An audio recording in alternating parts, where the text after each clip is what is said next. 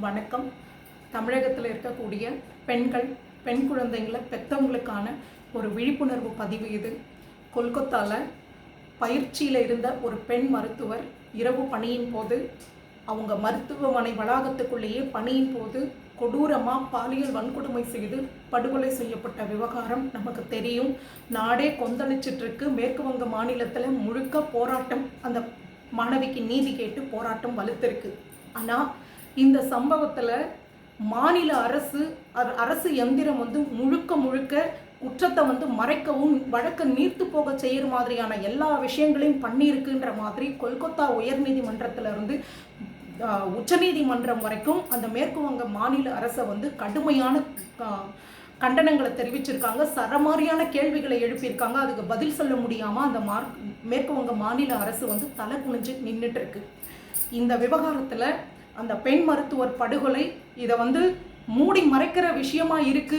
அந்த பெண் மருத்துவருடைய பெற்றோரே சடலத்தை பார்க்கறதுக்கே பல மணி நேரம் அலக்கழிக்கப்பட்டதால உள்ளூர்ல இருந்த சில இந்து அமைப்புகளோட உதவியை நாடுனதுக்கு அப்புறம்தான் அவங்கள சடலத்தையே பார்க்கறதுக்கு அவங்களால முடிஞ்சிருக்கு.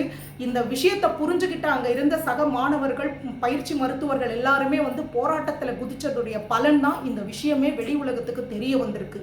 அந்த பெண் மருத்துவர் படுகொலை செய்யப்பட்ட விதமும், அந்த கூட்டு பாலியல் வன்கொடுமையும், அவங்க உடற்கூறு ஆய்வு சொல்லக்கூடிய விவரங்களும், பெண் பிள்ளைய பெற்றவங்களும் மனுஷங்களா பிறந்த யாருமே பார்க்கவோ கேட்கவோ பேசவோ முடியாது. பொது வெளியில அச்சில ஏத்துற மாதிரியான விஷயங்கள் இல்லை. உண்மையை சொன்னா மிருகங்கள் கூட பதறி துடிக்கிற மாதிரியான ஒரு கொடூரம் அந்த மாணவிக்கு, பெண் மருத்துவருக்கு நடந்திருக்கு. இவ்வளவு விஷயங்களும் ஒரு மாநிலத்தில், ஒரு பெண் முதல்வர் ஆளக்கூடிய மாநிலத்திலேயே நடந்திருக்குன்றது தான் அதிர்ச்சியுடைய உச்சம். இவ்வளவு நடந்ததுக்கு அப்புறம் கூட அங்கே உரிய நடவடிக்கை இல்லை. அதனால மாநிலம் முழுக்க போராட்டம் வலுவாகுது. அப்படின்ற பட்சத்தில் கொல்கத்தா உயர்நீதிமன்றம் இந்த வழக்கை சரியான முறையில் நீங்கள் கையாளலை, வழக்கை நீர்க்க பார்க்குறீங்க அப்படின்ற மாதிரி குற்றச்சாட்டை சொல்லி அதை சிபிஐக்கு மாற்றியிருக்காங்க. சிபிஐக்கு மாற்றினதுக்கு அப்புறம் உச்சநீதிமன்றம் தானா இந்த விவகாரம் பத்தி எறிகிற விஷயம், இதில் இருக்கக்கூடிய கொடூரங்களை எல்லாம் பார்த்து அவங்க தானா முன் இதை வழக்கா பதிவு செய்து விசாரணைக்கு எடுக்கிறாங்க. அப்படிப்பட்ட விசாரணையில சிபிஐயை அறிக்கை கொடுக்க சொல்லி கேட்டிருக்காங்க. முதல் கட்ட அறிக்கையை சிபிஐ விசாரிச்சுட்டு இன்னைக்கு உச்சநீதிமன்றத்தில் தாக்கல் பண்ணியிருக்கு. அவங்களுடைய அந்த முதல் கட்ட அறிக்கையில அந்த குற்றம் நடந்த இடம் மாற்றப்பட்டிருக்கு. நாங்கள் இங்கே 5வது நாள் விசாரணைக்குன்னு போகும்போது மாற்றப்பட்டிருக்கு. அந்த பெண் மருத்துவருடைய உடல் தகனம் செய்யப்பட்டதுக்கு அப்புறம் தான் எஃப்ஐஆரே போட்டிருக்காங்க. அப்படிங்கிற மாதிரியான விஷயங்களை எல்லாம் உச்சநீதிமன்றத்தில் சிபிஐ தரப்புல இருந்து அறிக்கையா தாக்கல் பண்ணியிருக்காங்க. இதுல இருந்து என்ன தெரியுதுன்னா, அங்க இருக்கக்கூடிய மாணவர்கள் போராட்டத்தில் சொல்றதுல இருந்து அந்த பாதிக்கப்பட்ட பெற்றோர்கள், பொண்ணை பறிகொடுத்த அந்த குடும்பம் சொல்லக்கூடிய விஷயங்கள் எதுவுமே பொய் இல்லை அப்படிங்கிறது இப்போ நிரூபணம் ஆயிட்டு இருக்கு. இந்த விஷயத்துல ஆரம்பத்துல இருந்தே போராட்டத்தில் ஈடுபடக்கூடிய மாணவர்களையும் சரி, பெண்களையும் சரி, அந்த மேற்கு வங்க மாநில அரசு சார்ந்த அந்த கட்சியினுடைய குண்டர்கள் ரொம்ப அச்சுறுத்துறதாகவும், மிரட்டுறதாகவும், போராட்டத்தில் ஈடுபடாமல் தடுக்கிறதாகவும் நிறைய விஷயங்களை நம்ம பார்த்துட்டு இருக்கோம்.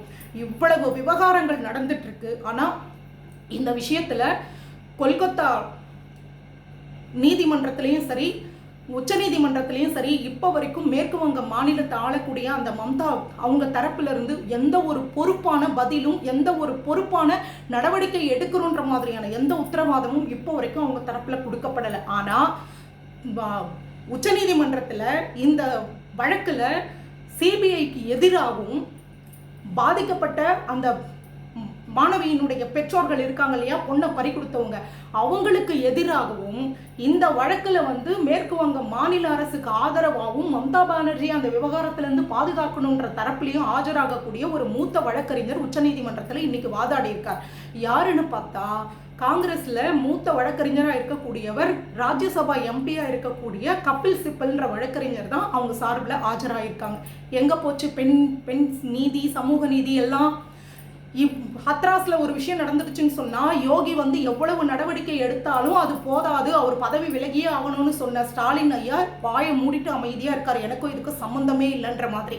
மணிப்பூர்ல ஒரு விஷயம் நடக்குதுன்னா எம்பிங்களை கூட ஃப்ரெண்டுங்களெல்லாம் கூட்டிட்டு பிக்னிக் போற மாதிரி போய் அங்க கேள்வி கேட்டு இன்னைக்கே எல்லாத்தையும் பைசல் பண்ணிடுவேன், மோடி பதவி விலகியே ஆகணும்னு சொல்லி போராட்டம் பண்ணக்கூடிய கனிமொழி, எங்கேயாவது ஒரு பாஜக ஆளக்கூடிய மாநிலத்தில் ஏதாவது ஒரு சின்ன தப்பு நடந்துட்டா கூட அதுக்கும் காரணம் மோடியும் ஆர்எஸ்எஸும் பாஜகவும் தான் சொல்லி அறிக்கை கொடுக்கக்கூடிய திருமாவளவன் இவங்க யாரும் இப்போ இருக்கிற இடமே தெரியல. ஏன்னா அவங்க சார்ந்த அந்த புள்ளி வச்ச கூட்டணியில் இருக்கக்கூடிய திரிணாமுல் காங்கிரஸ் கட்சி ஆளக்கூடிய மாநிலம். அதனால தான் ஒரு ஹத்ராஸ்க்கு வந்து நேரடியாக அக்காலை கூட்டிட்டு போன ராகுல் காந்தியால இன்னைக்கு வந்து இந்த விஷயம் சம்பந்தமா ஒரு நிருபர்கள் கேள்வி கேட்கும்போது, நான் ஒரு முக்கியமான வேலையா வந்திருக்கேன், என்னை டைவர்ட் பண்ணாதீங்க, திசை திருப்புற மாதிரி எதையும் பண்ணாதீங்க, அப்புறமா இதை பத்தி பேசிக்கலாம் அப்படின்னு சொல்றாங்க.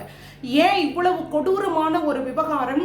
ஒரு பெண் மருத்துவர், இது நாட்டை உழுக்கக்கூடிய விஷயம், சமூகத்தை பெண்களை அச்சுறுத்தக்கூடிய இந்த வழக்குல இந்த குற்றவாளிகளுக்கு ஆதரவா செயல்பட்டதா குற்றச்சாட்டு இருக்கக்கூடிய ஒரு மாநில அரசுக்கு ஆதரவா நீங்க வாதாடக்கூடாதுன்னு சொல்லி ஏன் அந்த கட்சி சார்ந்த ஒரு வழக்கறிஞரை தடுக்க முடியல? அந்த கட்சியை சார்ந்த வழக்கறிஞரையும் தடுக்க முடியாதவங்க, அந்த மாநில அரசுக்கும் கண்டனம் தெரிவிக்க முடியாதவங்க, அந்த காவல்துறையை வந்து கேள்வி கேட்க முடியாதவங்க, உங்களுக்கும் எனக்கும் என்ன நீதியை வாங்கி கொடுத்துருவாங்க? அந்த பெண் மருத்துவருக்கு என்ன நீதியை வாங்கி கொடுத்துட முடியும்?